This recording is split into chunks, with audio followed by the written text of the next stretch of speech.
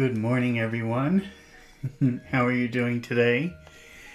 Today we're going to be reading chapter 12 of Brave New World by Aldous Huxley. Brave New World. And this is not, if this is your first time watching, this is not just going to be a typical reading. We will stop and talk about interesting or useful vocabulary words or phrases, or clarify things that may seem complicated if you're learning English. So if you're watching this live, then please, I encourage you to ask questions in the comments. If you're not sure about a word or a phrase, or you want me to reread something, it's no problem. That's what makes it interesting. The more questions you ask, the more interesting it will be. And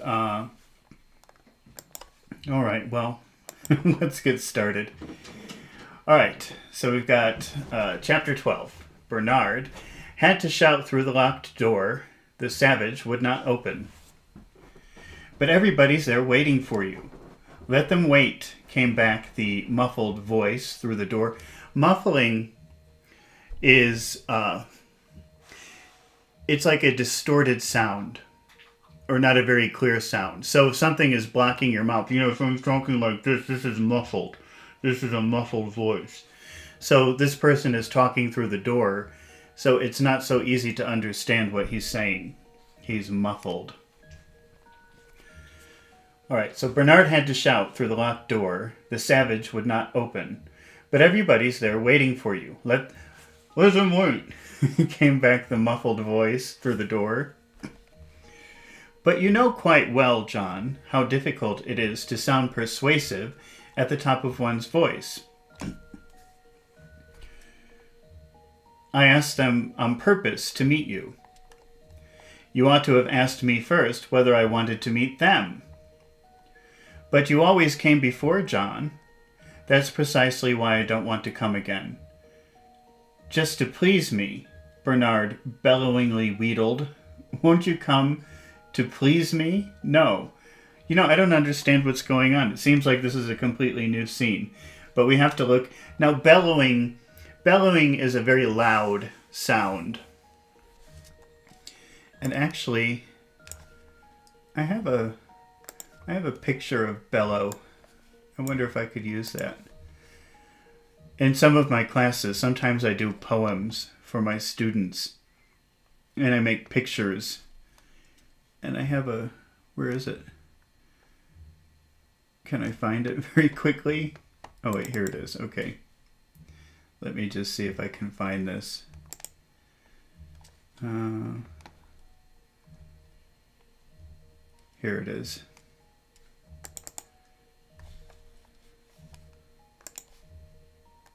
How do I show you this?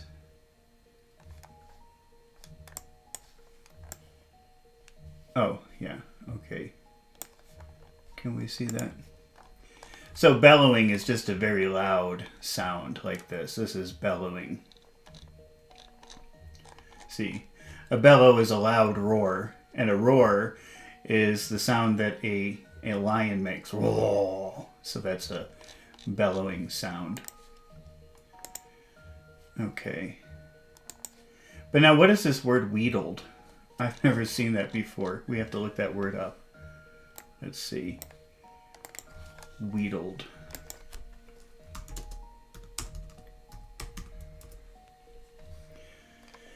Use flattery or coaxing in order to persuade someone to do something.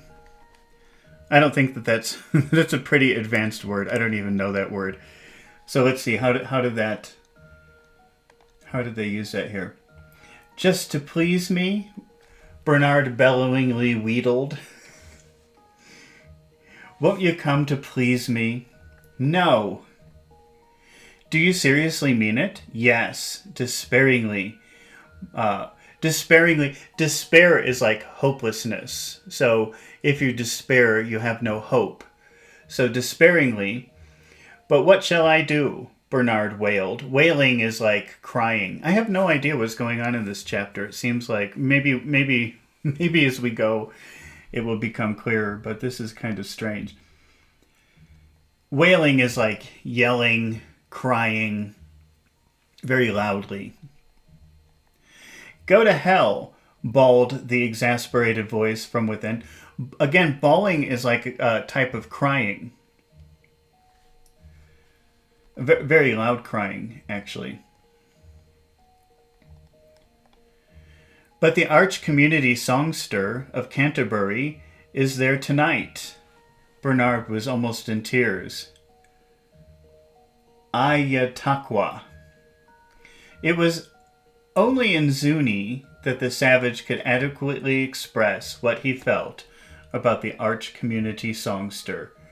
"Hani," he added as an afterthought, and then with the derisive ferocity, "Sons eso tsena." Wait a minute. I suddenly realized I don't have my... Okay. I couldn't see the comments. Alright. Fix that. Okay. As he spat on the ground. So, spit, that's... It's spit, spat, spat. It's an irregular verb.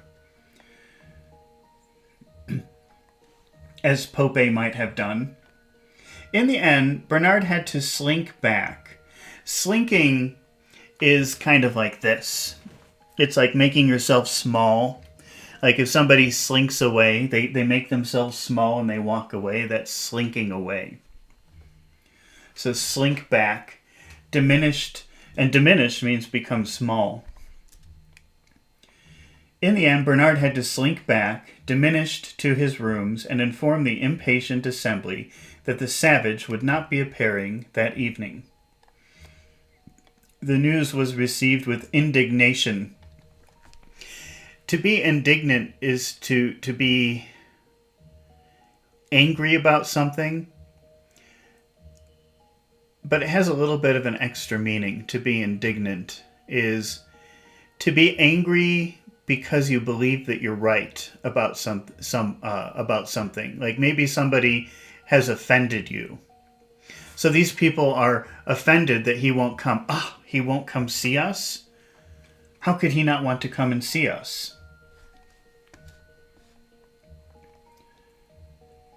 The men were furious at having been tricked into behaving politely to this insignificant fellow with the unsavory reputation and the heretical opinions. Do you know that word savor is used to mean like to enjoy the flavor of something. So when you savor something, you're enjoying it. You're enjoying the flavor of it. And to be unsavory means maybe like it leaves a bad taste. So if something is unsavory, that means it tastes bad. But we don't use it literally, meaning taste. But when you see something bad, or you, what would be an example of something that's unsavory? Well, it's just something that you think tastes bad, but it's not food that you're talking about. It's behavior.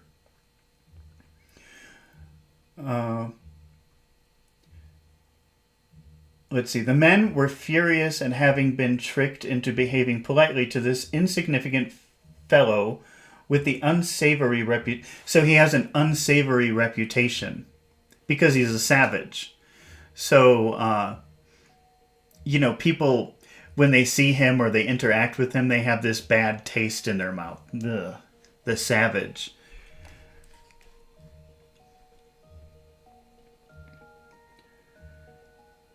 Oh no, maybe they're talking about Bernard. The higher their position in the hierarchy, the deeper their resentment. To play such a joke on me, the arch songster kept repeating, on me. As for the women, they indignantly felt that they had been had. Oh, that's an interesting phrase. To be had means to be tricked. Actually, I think I want to write that down. I want to make a video about that.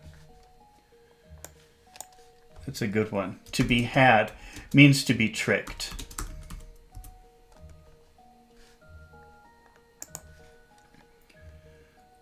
Let's see. As for the women, and remember, indignation, that's like insulted. You're angry because you feel insulted. They indignantly felt that they had been had on false pretenses. So I guess they invited all these people to see the savage, but now the savage won't come out and see them. He's in a bad mood. Had by a wretched little man, wretched means horrible. Had by a wretched little man who had alcohol poured into his bottle by mistake by a creature with gamma minus physique. It was an outrage, and they said so. More and more loudly. The headmistress of Eton was particularly scathing. Lenina alone said nothing. Pale, her blue eyes clouded, an unwonted melancholy.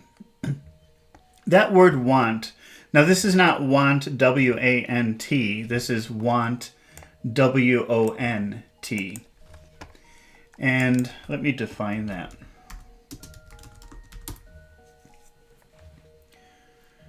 One's customary behavior in a particular situation, no. The habit of doing something, accustomed, making or becoming accustomed. How does that fit here? It was an outrage, and they said so. More and more loudly, the headmistress of Eton was particularly scathing. Lenina alone said nothing, pale, her blue eyes clouded, with an unwanted melancholy. Okay, so the way that it's not a very common word, this word want, but here it means she's not normally in such a bad mood. Melancholy means sadness. So unwanted, W-O-N-T, not W-A-N-T. Unwanted melancholy means she's not normally this depressed or this sad. Recuerdos says, greetings from Mexico. Greetings, Recuerdos. How are you doing this morning?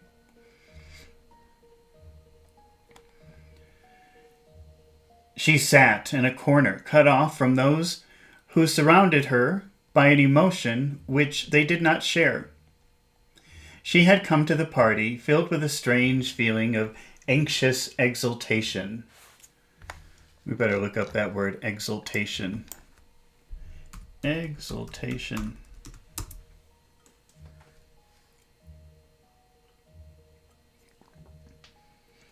A feeling of triumphant elation or jubilation, rejoicing. So she's very, what? This doesn't make sense. Let me see. She sat in the corner, cut off from those who surrounded her by an emotion which they did not share. She had come to the party, filled with a strange feeling of anxious exultation. Okay, so everybody else was in a very bad mood. Insulted, I guess, because the savage wouldn't come out. But she was very happy. In a few minutes, she had said to herself as she entered the room, I shall be seeing him, talking to him, telling him, for she had come with her mind made up, that I like him more than anybody I've ever known. And then perhaps he'll say, what would he say? The blood had rushed to her cheeks. Why, he's so strange. Why was he so strange the other night after the feelies? So queer. Remember that queer means strange. And yet I'm absolutely sure that he really does rather like me. I'm sure. It was at this moment that Bernard had made his announcement. The savage wasn't coming to the party. Lenina suddenly felt all the sensations normally experienced at the beginning of a violent passion surrogate treatment.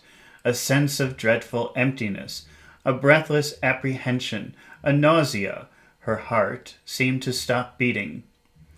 Perhaps it's because he doesn't like me, she said to herself, and at once this possibility became an established certainty. John had refused to come because he didn't like her. He didn't like her. It really is a bit too thick. the headmistress of Eton was saying to the director of crematoria and phosphorus reclamation. Crematorium is a place where they burn bodies. So when somebody dies, sometimes some people bury dead bodies, but other people burn them and make them into ashes, and that happens at a crematorium. So the director of the crematoria and phosphorus reclamation. So that means, I think what that means is they burn the bodies, and one of the products of the ashes of the dead bodies is phosphorus, and they take the phosphorus from the ashes. To reclaim something means to take it back. So they must take the phosphorus from the ashes and then use it for something. When I think that, yes, came the voice of Fanny Crown. It's absolutely true about the alcohol. Someone I knew, someone who was working in the embryo store at the time, she said to my friend, and my friend said to me, "Too bad. Too bad," said Henry Foster, sympathizing with the arch community songster. "It may interest you to know that our ex-director was on the point of transferring him to Iceland." Pierced by every word that was spoken, the tight balloon of Bernard's happy self-confidence was leaking from 1,000 wounds.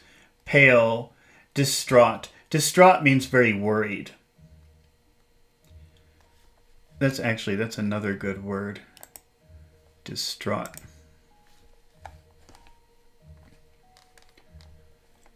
Okay, let's see. Abject and agitated. Agitated means like annoyed. He moved among his guests, stammering. Stammering is stammering. Incoherent apologies. If something is incoherent, it means you can't understand it.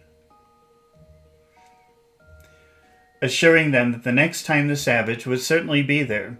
Begging them to sit down and take a carotene sandwich, a slice of vitamin, a pâté, a glass of champagne surrogate. They duly ate, but ignored him.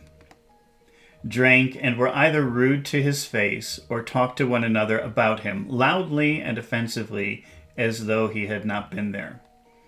"And now, my friends," said the arch community songster of Canterbury, in that beautiful, ringing voice, which he led the proceedings at Ford's Day celebrations, "now, my friends, I think perhaps the time has come." He rose, put down his glass, brushed from his purple viscose waistcoat the crumbs of a considerable collation, and walked towards the door. What is collation? I learn words when I'm doing this too. The action of collating something, a light, informal meal. Lunch was a collation of salami, olives, and rye bread.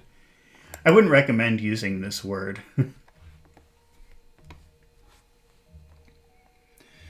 Bernard darted forward to intercept him. "Must you really, arch songster? It's very early still. I hoped you would." Yes. What hadn't he hoped when Lenina confidently told him that the arch community songster would accept an invitation if it were sent. He's really rather sweet, And she had shown Bernard a little golden zipper fastening in the form of a T, which the arch songster had given her as a memento of a weekend she had spent at Lambeth to meet the arch community songster of Canterbury and Mr. Savage. Bernard had proclaimed his triumph on every invitation card, but the Savage had chosen this evening of all evenings to lock himself up in his room, to shout, "Hani!" And even, it was lucky that Bernard didn't understand Zuni, Sons eso cena. What should have been the crowning moment of Bernard's whole career had turned out to be the moment of his greatest humiliation. I so much hoped, he stammeringly, remember, stammer, that's stammering, repeated, looking up at the great dignitary with pleading and distracting eyes. My young friend, said the arch community songster in a tone of loud and solemn severity. There was a general silence. Let me give you a word of advice. He wagged his finger. This is wagging your finger. He wagged his finger at Bernard. That's what a dog does. A dog wags their tail. Wagging is this movement.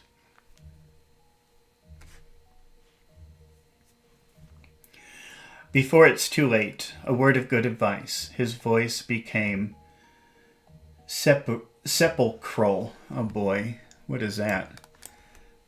Sepulchral. Relating to a tomb or internment, gloomy, dismal. So his voice became very, very sad. He wagged his finger at Bernard. Before it's too late, a word of good advice. His voice became sepulchral. I can't even say that word, sepulchral. Mend your ways, my good friend, mend your ways. We've had that word before, but I think it's maybe a good idea just to look at what that means, mending.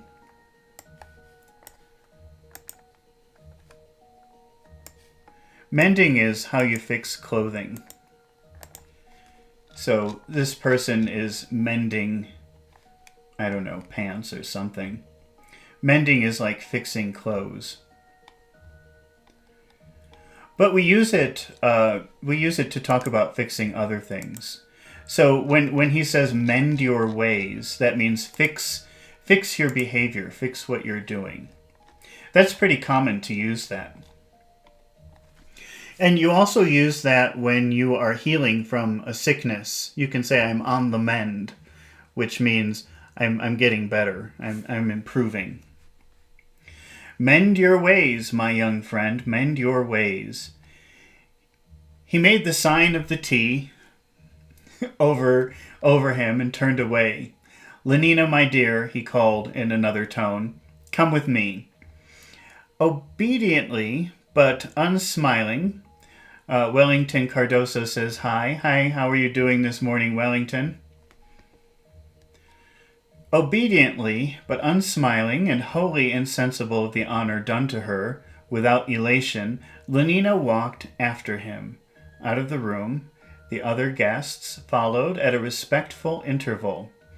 The last of them slammed the door. Slamming the door, that's when you close the door very hard. You slam the door. I know someone, I guess, I don't know, maybe because I'm old and, American cars used to be very big and heavy, made with really heavy metals, so you had to close the door very tight. And sometimes, if I'm in a friend's car, I just have the habit of closing the door very hard, and that always makes him angry. But I can't help it. I always slam the door. Not because I'm angry. I'm just used to that.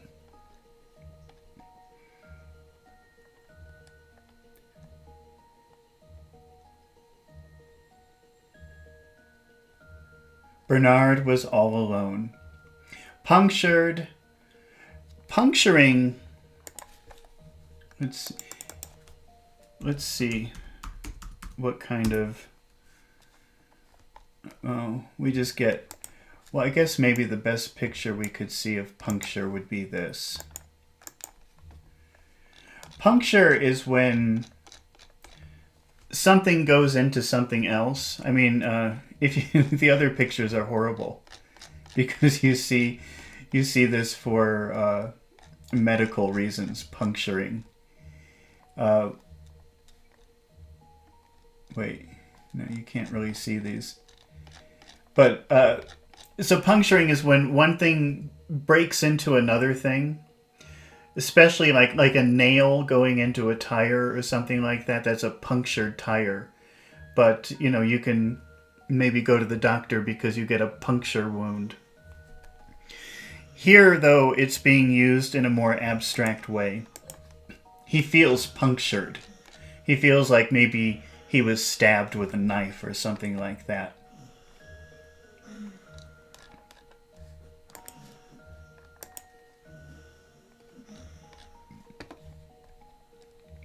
Punctured, utterly deflated, he dropped into a chair, covering his face with his hands, and began to weep. Weeping is crying. A lot of words for crying in this chapter. A few minutes later, however, he thought better of it and took 4 tablets of soma.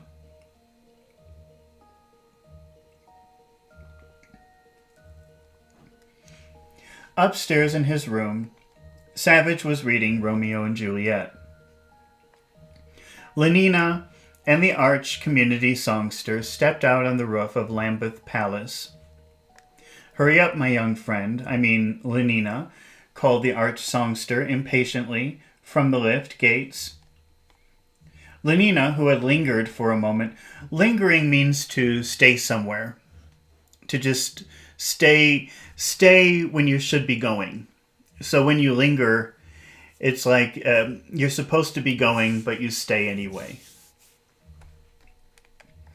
"Look at the moon," dropped her eyes, and came hurrying across the roof. "A New Theory of Biology" was the title of the paper which Mustafa Mond had just finished reading.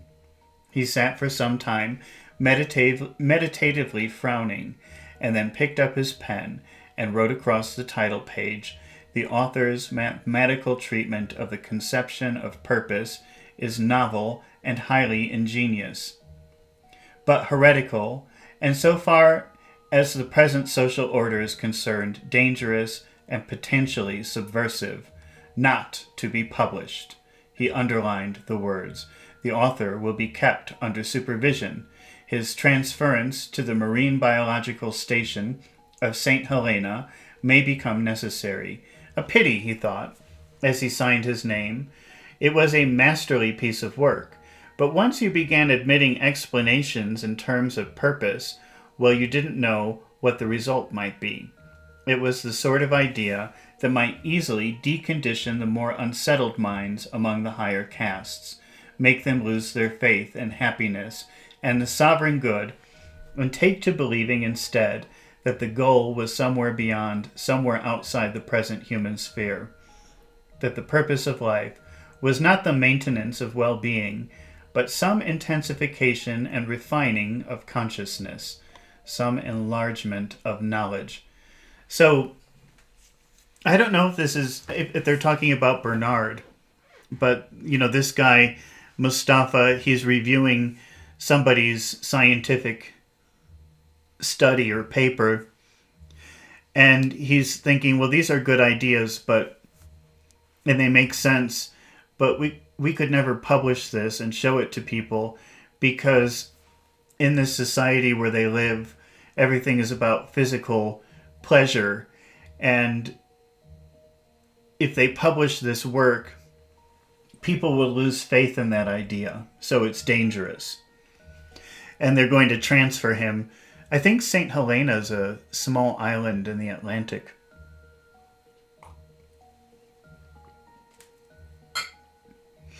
So they're sending him far away.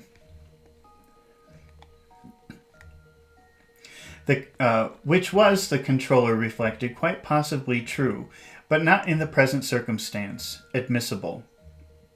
He picked up his pen again, and under the words, "not to be published," drew a second line, thicker and blacker than the first, then sighed.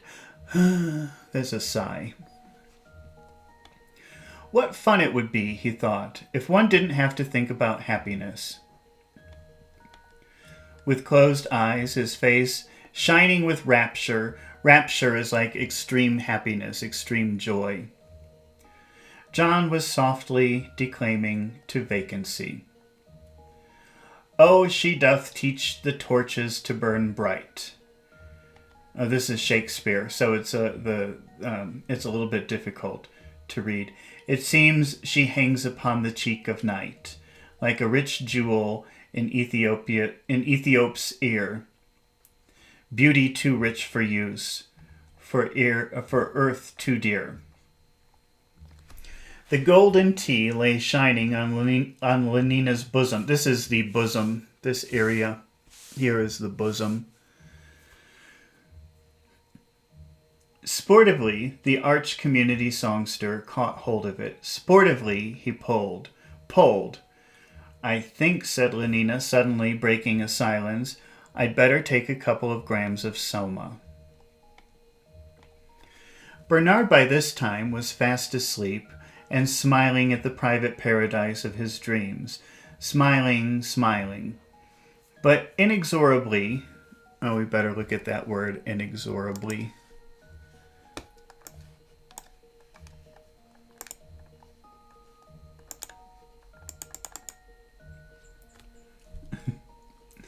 Jayan Ahmed says, I love you. You're a good teacher. Oh, thank you, Jayan. I love you too. Wait, let's see. What were we looking for? Inexorably. Let's see. Inexorably.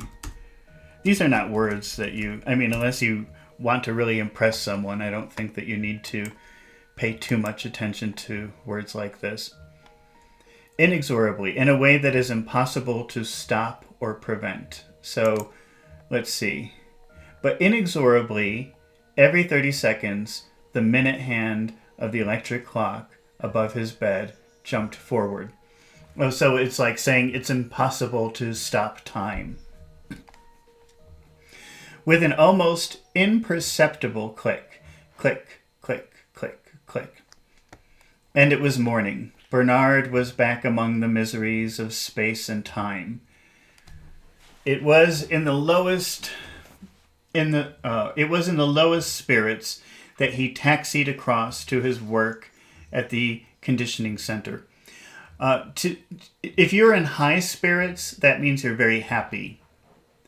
And if you're in low spirits, that means you're very sad and depressed. It was in the lowest of spirits that he taxied across to his work at the conditioning center. The intoxication of success had evaporated. He was soberly his old self, and by contrast with the temporary balloon of these last weeks, the old self seemed unprecedentedly heavier than the surrounding atmosphere.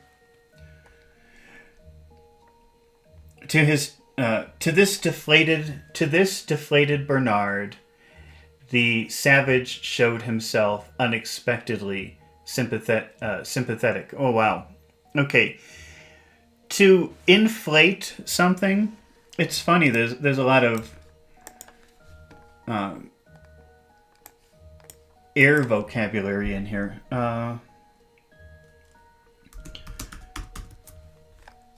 Let's take a look at a picture here.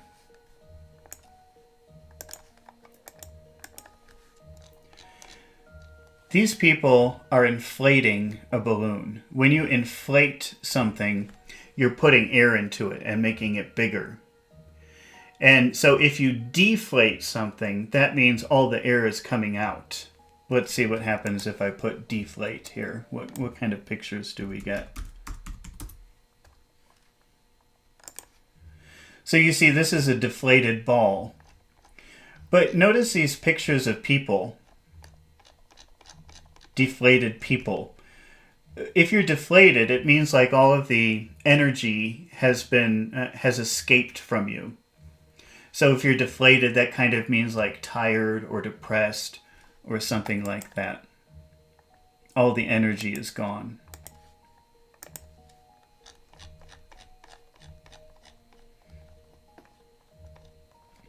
So to this deflated Bernard, so Bernard looked like that man that we just saw a picture of.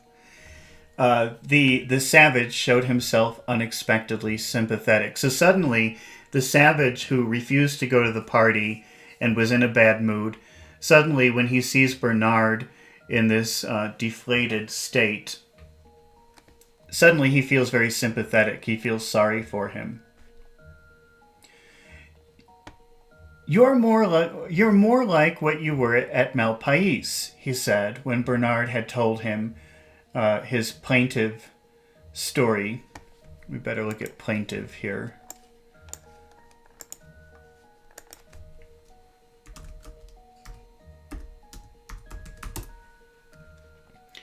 Sounding sad or mournful. You're more like what you were at Malpais, he said. But when Bernard told him his plaintive story, his sad story, do you remember when we first talked together outside the little house? You're like what you were then. So John, who's the savage, is saying, you're more like how you were back when you found me. I think Bernard, when he came back with the savage, he became very proud of himself, and he was making everybody angry because he suddenly felt very important, and he started annoying people. People were very annoyed with the way he was acting, and I guess the savage John also noticed that. But suddenly, now that he's sad, he seems more realistic. He seems more like a real person again. Because I'm unhappy again, that's why. Well, I'd rather be unhappy than have the sort of false, lying happiness you were having here. I like that, said Bernard bitterly.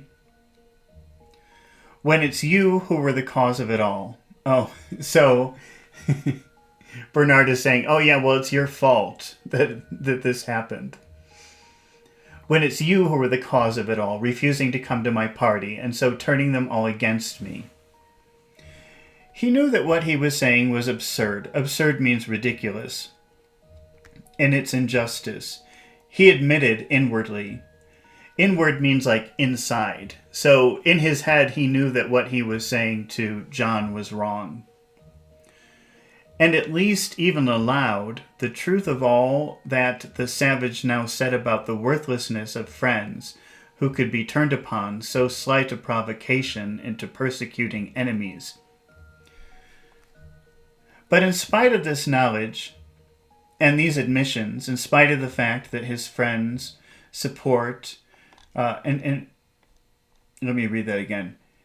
In spite of the fact that his friends' support and sympathy were now his only comfort, Bernard continued perversely to nourish, along with his quite genuine affection, a secret grievance against the savage. So, to nourish something is to feed it, to help it grow. And so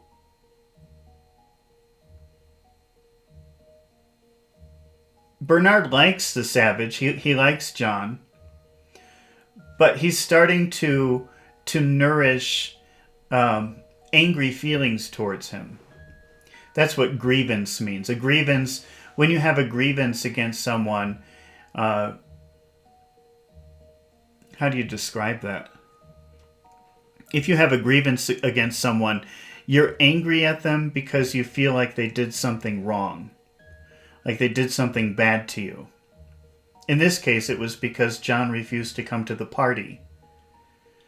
So Bernard is nourishing that anger inside of him against the savage. If that makes any sense. To meditate a campaign of small revenges to be wreaked upon him. So Bernard is thinking of ways to get even with the savage. Like, what? I'm going to do something to him. I'm going to get you for this. He's thinking that in his head. He's nourishing that idea. Revenge.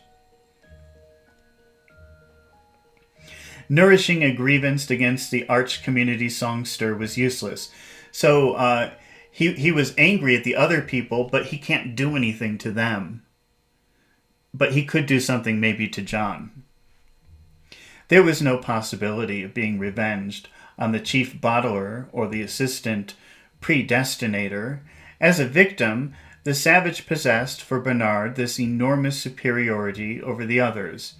that he was accessible. So he could do something to John. It seems like he's going to do something horrible to John. Because he can't do anything to the other people.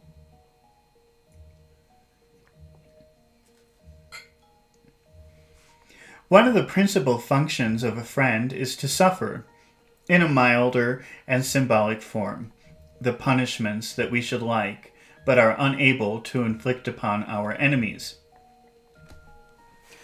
Bernard's other victim friend was Helmholtz. When discomfited, better look that one up, discomfited.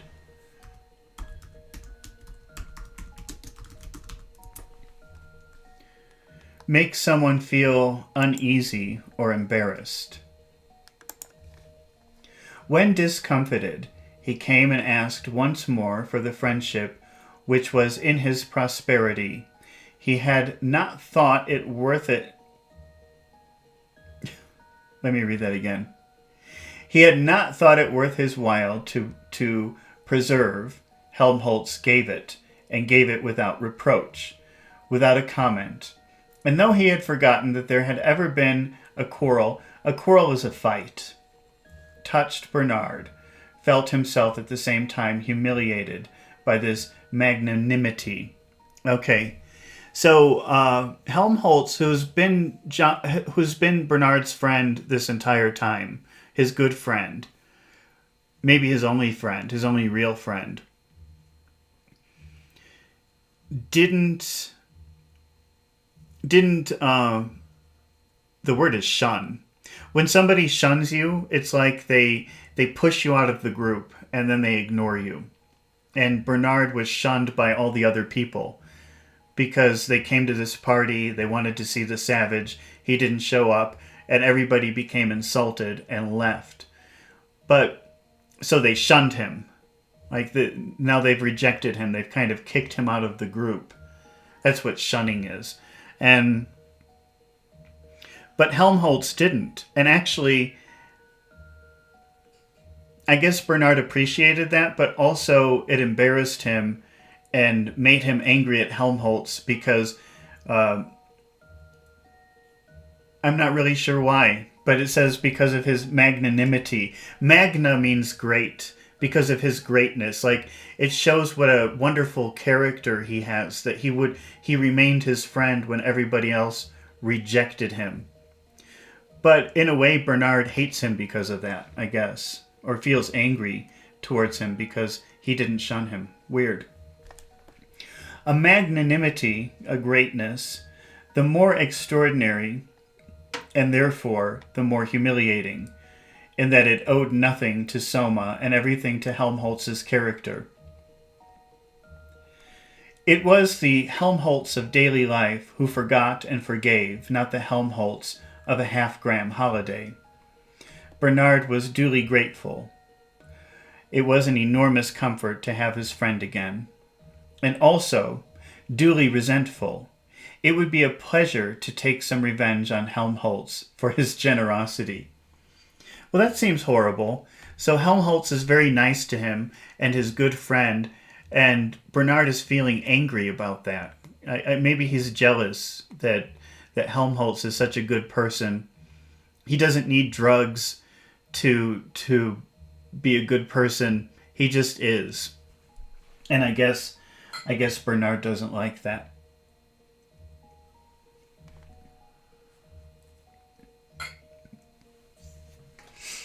At their first meeting after the estrangement, Bernard poured out the tale of his miseries and accepted consolation.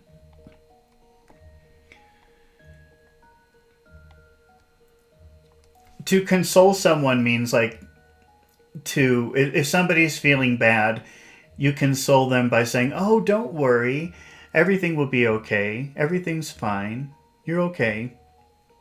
That's consoling someone. It was not till some days later that he learned to his surprise, and with a twinge of shame, that he was not the only one who had been in trouble. Helmholtz had also come into conflict with authority. It was over some rhymes, he explained.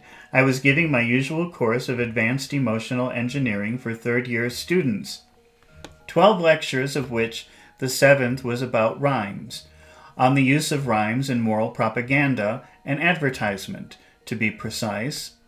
I always illustrate my lecture with a lot of technical examples. This time, I thought I'd give them one I'd just written myself. Pure madness, of course, but I couldn't resist it. He laughed. I was curious to see what their reactions would be.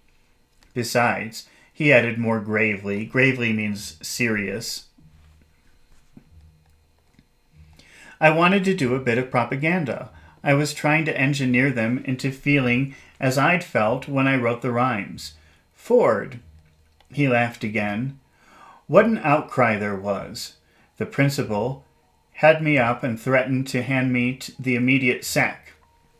To sack someone means to fire them. So the principal of the school threatened to fire him because of this incident. I'm a marked man. To be marked means to be identified as someone who is going to receive something bad. So if he's a marked man, that means eventually they're going to do something bad to him, like fire him or make him go away. That's what it means to be marked. Actually, wait, let's look at a picture.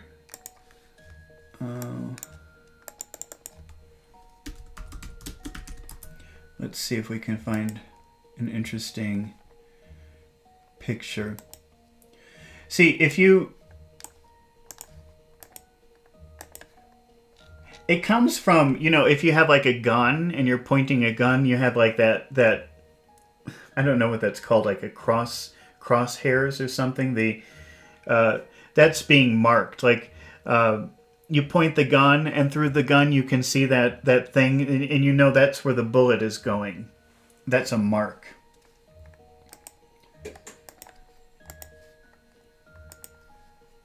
So when he says, I'm a marked man, it means he's got that thing on him, and somebody's going to shoot. Not literally. I mean, maybe be fired or be transferred to somewhere horrible or something like that. But what were your rhymes, Bernard asked. They were about being alone. Bernard's eyebrows went up. These are your eyebrows here. I'll recite them to you if you like, and Helmholtz began. Yesterday committee, sticks but a broken drum, midnight in the city, flutes in a vacuum, shut lips, sleeping faces, everybody stopped machine, the dumb and littered places, where crowds have been. All silences rejoice, weep loudly or low, speak but with the voice of whom I do not know. Absence, say of Susan's, absence of Agaria's, arms and respected bosoms, lips and posteriors, slowly form a presence, whose, and I ask of what, so absurd an essence, that something which is not, nevertheless should populate empty night more solidly than that which we copulate. Why should it seem so squalidly? Well, I don't understand any of that, so don't feel bad if you don't either.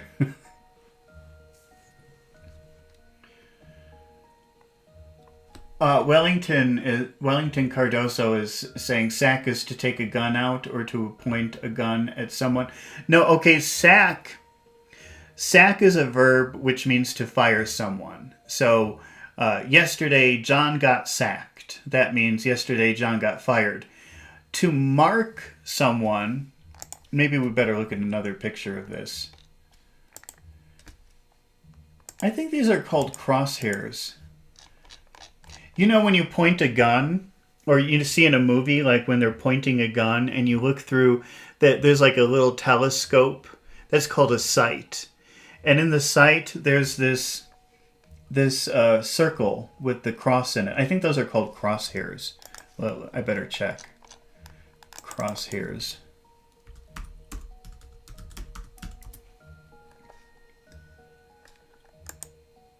Yeah, it's called a crosshair. So that's where you're going to shoot. That's going to be where you point the gun, and when you fire the gun, that's where it's going to hit. So that's called a mark. When you point your gun at something, that's called a mark. The object where you're pointing is called a mark. It's your target. So if you say, I'm a marked man, that means people are after me. People are going to do something bad to me. So Helmholtz wrote this poem, which I don't understand that poem. I have no idea what he's talking about. But this made a lot of people angry. The principal of the school threatened to fire him, threatened to sack him. And now he's saying, I'm a marked man. That means he's got this gun pointed at him. They're not going to kill him, but maybe eventually they'll fire him, they'll sack him, or transfer him somewhere horrible. Something bad is going to happen to him now that he offended people. I hope that makes sense.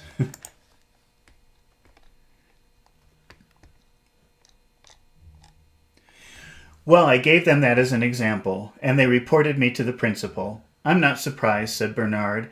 It's flatly against all their sleep teaching. Remember, they've had at least 250,000 warnings against solitude. I know, but I thought I'd like to see what the effect would be.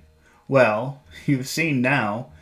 Helmholtz only laughed. I feel, he said, after a silence, as though I were just beginning to have something to write about. As though I were beginning to be able to use that power I feel I've got inside of me. That extra latent power.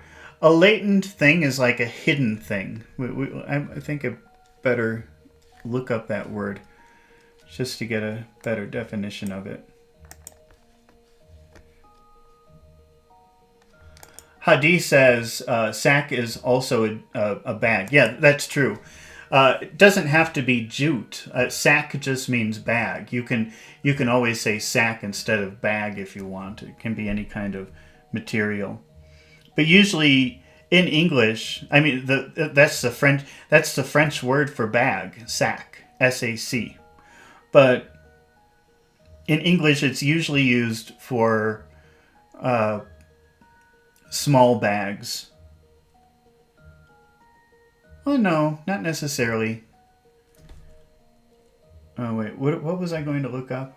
Oh, latent. Existing but not yet developed. Hidden, yeah.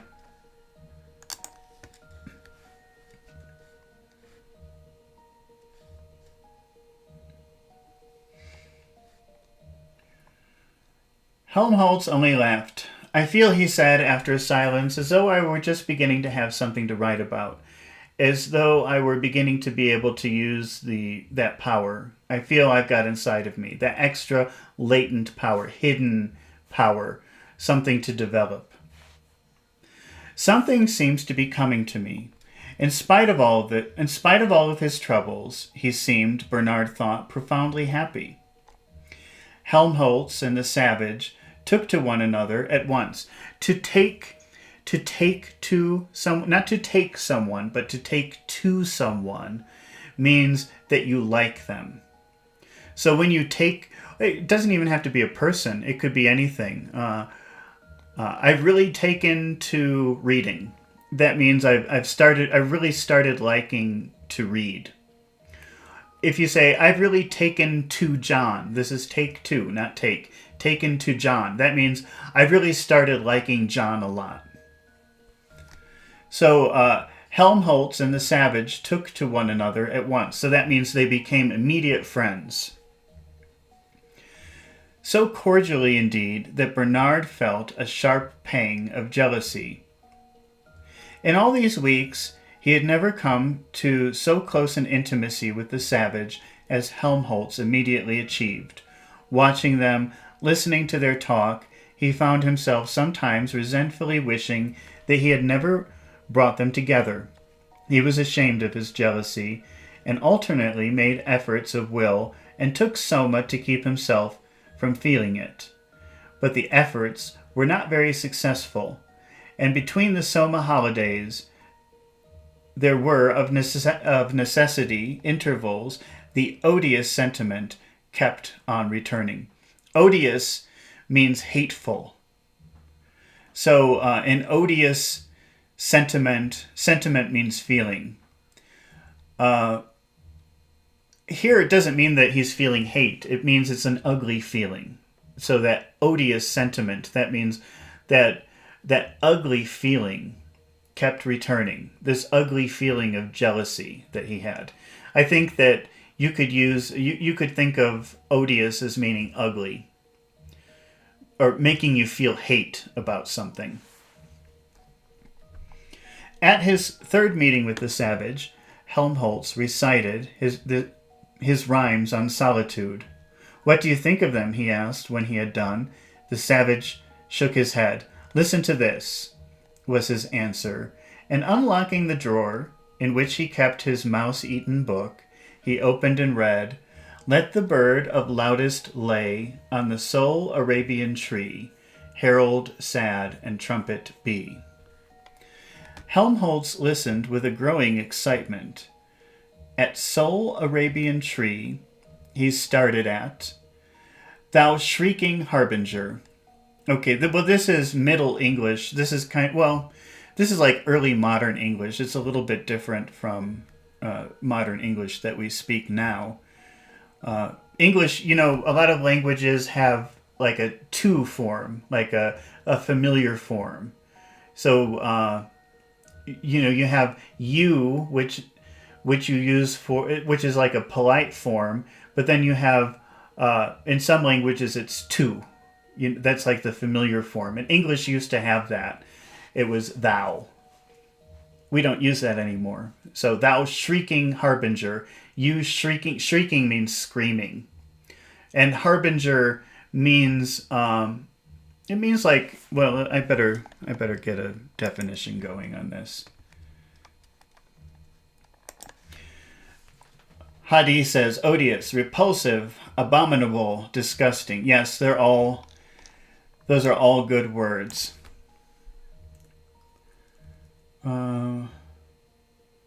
Harbinger. A harbinger is like an omen. It's like a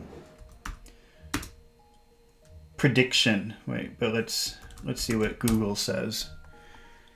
A person or thing that announces or signals the approach of another. A forerunner of something. He smiled with sudden pleasure. At every fowl of tyrant wing, the blood rushed into his cheeks. But at defunctive music, he turned pale and trembled. This is trembling, like shaking. With an unprecedented emotion, the savage read on.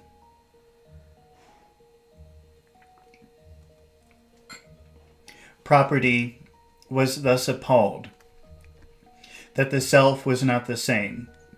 Single nature's double name, neither two nor one was called. Reason in itself confounded, saw division grow together. Well, we can't really spend time trying to decode Shakespeare here, so we'll just have to keep going. Cuckoo is a harbinger of summer. Is it? Are there cuckoo birds in Pakistan? Fast Cars says, "Hi, good morning. First time hearing odious." Yeah, well, that word odious, odio, means hate in Latin. But so you apply odious to things that you hate. It doesn't. So if you say that. I find big cities odious. That means I really hate being in big cities. Orgy porgy, said Bernard, interrupting the reading with a loud, unpleasant laugh. It's just a solidarity service hymn.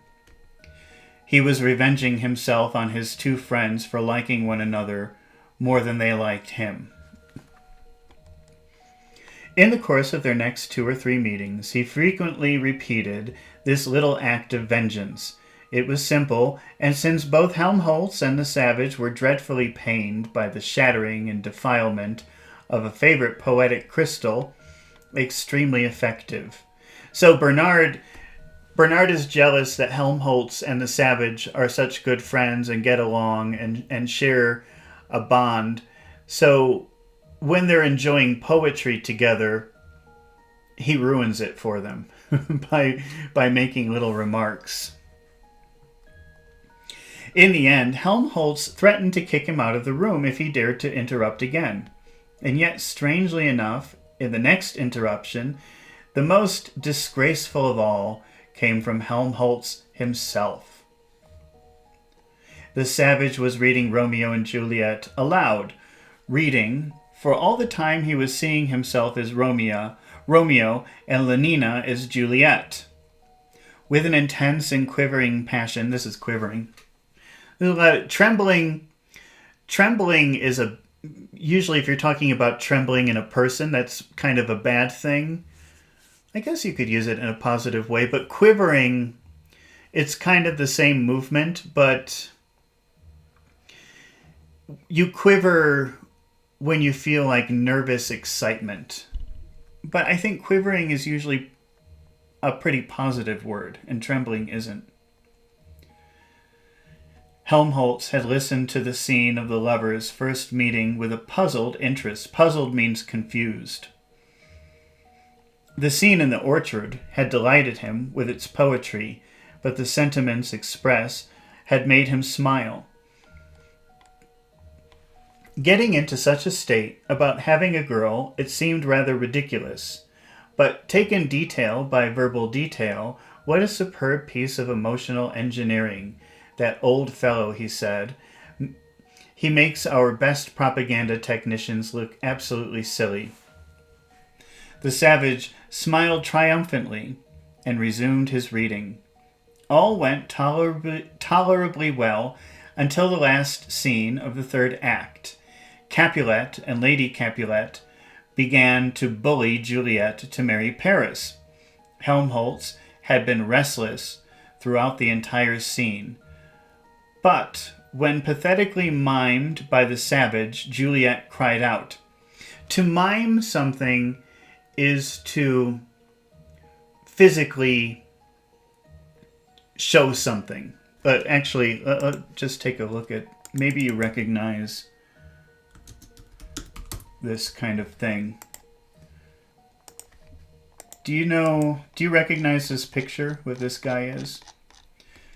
So this is like an art form where the person doesn't talk. They just use their body to tell a story or to do things. And this is a pantomime. This is mime for short. So to mime something is to show something but without words.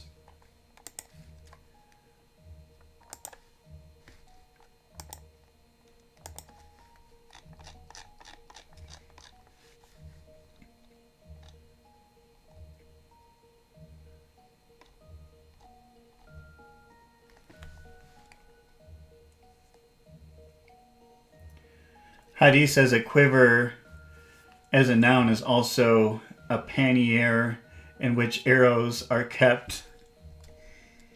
Yes, that's true. But when pathetically mimed by the savage, Juliet cried out, "Is there no pity sitting in the clouds that sees into the bottom of my grief? Oh, sweet my mother, cast me not away. Delay this marriage for a month, a week, or if you do not, make the bridal bed in that dim monument where Tybalt lies." When Juliet said this, Helmholtz broke out an explosion of uncontrollably guffawing. Oh, we better define that word, guffaw. A loud, boisterous laugh. A laugh and a loud, boisterous means very loud. So he started laughing. Helmholtz started laughing at that. So Juliet is saying, delay the marriage. She's being forced to marry someone. She's begging her mother to make the marriage be delayed for a long time, or just kill me, is what she's saying, and that made Helmholtz laugh.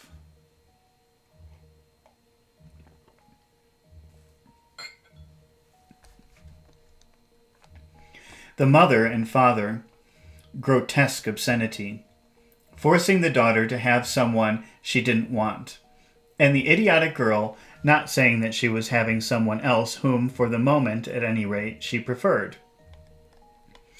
In its smutty absurdity, smutty means dirty in a sexual way. And they consider mothers and fathers to be dirty and disgusting. So I think that's why he's calling it smutty. But smut, like for example, if you think that pornography is bad, you would call it smut. In its smutty absurdity, the situation was irresistibly comical. He managed with a heroic effort to hold down the morning pressure of his hilarity. Maybe you know the word hilarious, which means very funny. And hilarity is just a noun form of hilarious. But sweet mother, in the savage's tremulous tone of anguish, and a reference to Tybalt lying dead, but evidently uncremated and wasting his phosphorus on a dim monument, were too much for him. He laughed and laughed till the tears streamed down his face, quenchlessly laughed. To quench something means to make it stop. So on a hot day, maybe you would drink a glass of very cold water, and that will quench your thirst. That will satisfy your thirst, make your thirst stop. You always see that word quench when talking about being thirsty, feeling thirsty. Quenching your thirst means satisfying your thirst and making it stop. So quenchlessly laughed, I guess, means that he could continue laughing forever and never be satisfied. It would just always be funny to him. Pale with a sense of outrage, the savage looked at him over the top of his book, and then, as the laughter still continued, closed it indignantly. So we have that word indignant again. That's when you're angry and you feel like you have a right to be angry, or you're angry because you're offended. So, this is a very serious scene in Romeo and Juliet, and Helmholtz can't stop laughing, and the savage gets angry and closes the book because he's offended. Got up, and with a gesture of one who removes his pearls before swine, locked it away in the drawer. Swine are pigs. That's another word for pigs. And this expression, pearls before swine, I think that comes from the Bible. I don't remember where, though. But to throw pearls to the pigs means to give something valuable to someone who doesn't deserve it.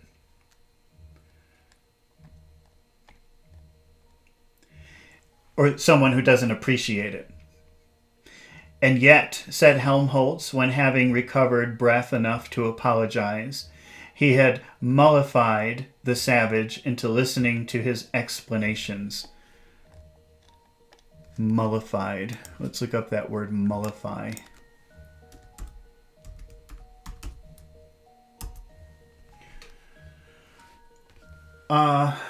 Hadith says, slut, slumpet, wanton, harlot, a fallen woman. Are you referring to the word smut? Smut. Those are insulting words for women. The words that you just listed.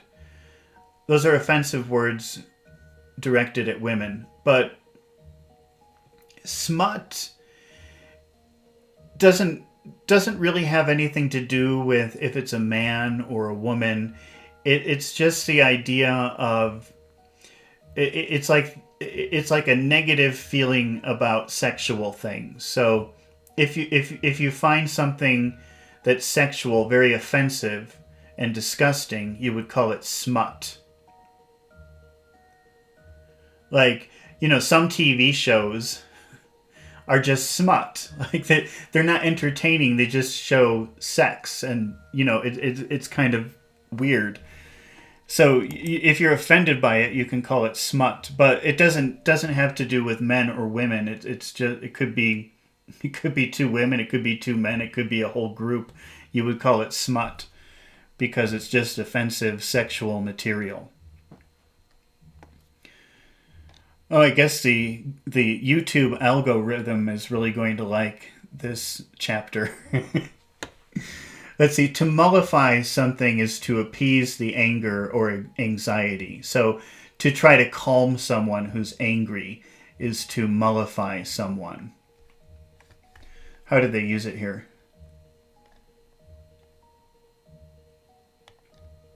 So remember, John the Savage is very angry. He's very offended because Helmholtz is laughing at Romeo and Juliet, and he loves his Shakespeare book, and he takes it very seriously.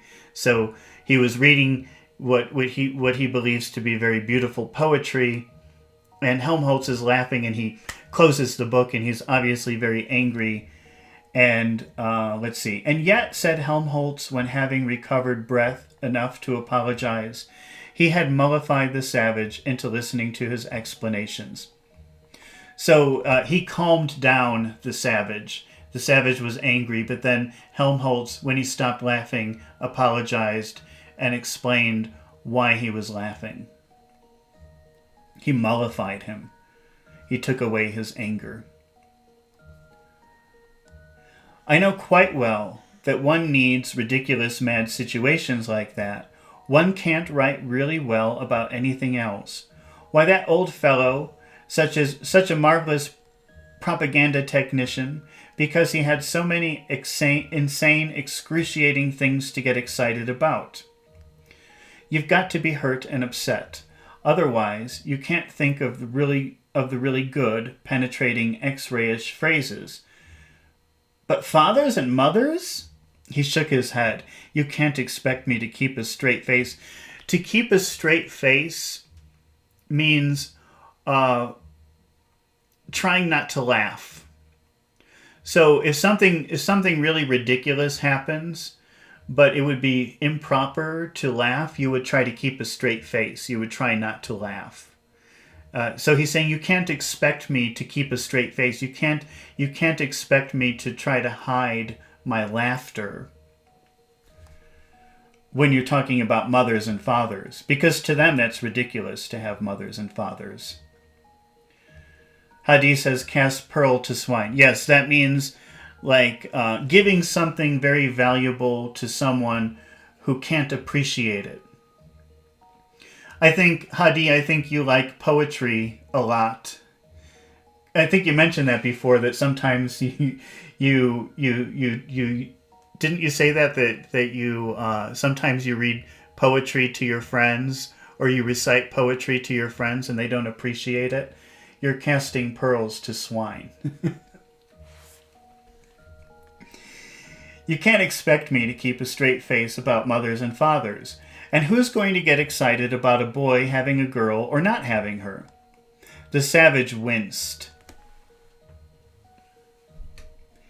But Helmholtz, who was staring pensively at the floor, to be pensive means to be thinking about something. So if you're pensive, this is me being pensive. You see, I'm thinking about something. That's being pensive. So Helmholtz was staring pensively at the floor, saw nothing. No, he concluded with a sigh. A sigh. It won't do. We need some other kind of madness and violence. But what? What? Where can we find it? He was silent and shaking his head. I don't know. He said at last, I don't know. Okay. Well, that was the end of chapter 12. Now, later on today, I'm going to be doing some pronunciation classes, maybe in about 6 or 7 hours. In about 6 or 7 hours. So I don't know if you'll be awake, what time it is, wherever you're watching, but I'm going to be working on the letter R today and some intonation. I'll be doing that this afternoon. And I haven't been able to read this book very much, but I'll be back tomorrow at the same time reading chapter 13 if you're interested in doing that with me. And thank you everybody for making comments, for all the nice comments that everybody said and all the questions and comments that you had. And I hope that you come back for chapter 13 tomorrow morning, same time. And I will see you later. Goodbye.